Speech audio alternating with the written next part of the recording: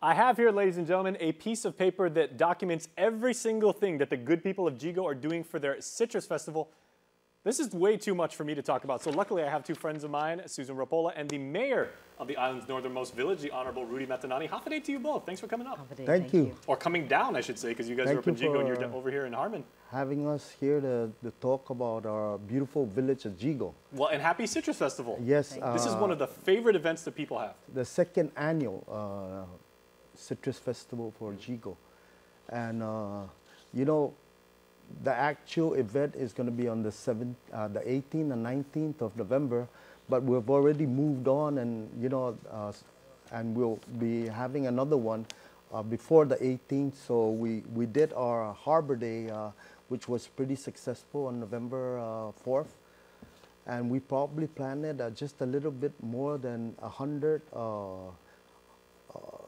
citrus trees, and it's some of it are calamansi, lemonchina. We even planted some grapefruit and lemon lime. And that's a very good point, because maybe Susan, you can shed light on this, because all of our islands villages, when they celebrate, you know, like their festival, they're very specific. You know, Moleso's got the crab, Agate's got the mango, Talafofo's got the banana and everything like that. When Yigo says Citrus Festival, it's a little bit more broadly defined.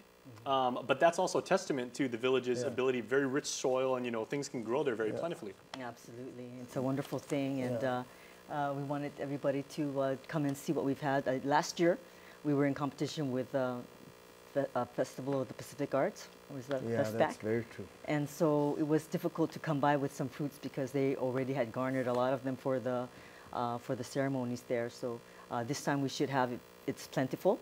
We had it in June last year, and that's when the harvest time was. And for this year, it's better for November, which is why it's kind of moved down a little bit. And Mr. Mayor, because you're dealing with so many different types of citrus fruit, it's not just like a lemon or an orange. No. Part of what you guys always do up in Yigo for the Citrus Festival is make sure that people know the health benefits of the different types of citrus fruit. Yes, of course. You know, our mission with this Citrus Festival is to celebrate, cultivate, and educate, you know, for the past, present, and future of the citrus planting. And there's a lot to it than what we can think of. You know, what it's good for, how you plant the citrus trees, and what it takes, you know, to nurture it. You know, and agriculture is a big part of Yigo. Yes, it is. And part of the events, which I said, the Harbor Day was, like I said, was very successful. But the other event that we're doing before the 18th and the 19th is the Trash-a-thon.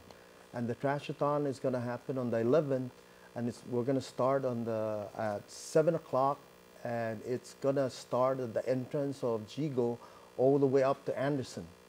The other events which would be on the 18th is education, you know, and not just in citrus, and in a lot of other things. There's going to be health screening. There's going to be the pig catch, which is the pig derby, and that's going to start on at 7 a.m. Which technically is not a citrus fruit, but is really, really cool nonetheless. No, it's just to you know, to make it calamansi goes good with bacon. Actually, you know, calamansi is just good with calamansi lemonade. Okay, I was going to ask may I ask the both of you, since you know so much about citrus, both of you, do you prefer when you make homemade calamansi on one, do you just take it without the sugar, or do you put like a little bit of sugar, just to be honest, Susan? I do use a little bit of sugar. Like a little bit? Well, you know, calamansi is actually is medicine, and it is best to take when it's hot, when it's warm, and it's also a little better when you take it straight up. You know, the other thing that we're going to be doing on the 18th is Zumba. We're going to be having Zumba. Very nice. And a lot of other stuff. There's going to be presentation on both the 18th and the 19th from UOG. You know, I have a couple of notes here that was new to me, and I don't know if some of the Chamorro people up there would understand what Bilim Batuzan means. And that's a traditional chamorro instrument, musical instrument. So there's going to be a presentation on that, and Bennett, which is the beetle nut research and sensation, and the other one will be Pika, the childhood obesity health care presentation. We'll tell you what, there is a lot to do, and we're going to make sure to put this poster on our Please website so do. people can Thank see you. everything. So make sure everybody to head up to Yigo. Yigo, a lot of people don't realize this, but Derrida is Guam's most populous village. A lot of people think that Derrida is the biggest village. Yigo, actually Yigo. Yigo is actually, in terms of square Actually, footage, is the biggest. Yes, the biggest as far as land mass is concerned. All right. Well, we thank you both. Now we got to go to commercial. You don't, Sure. All right. Thanks so much. All right, everybody, we're going to put this up on our website, so make sure to check it out. We are back right after this. Jay,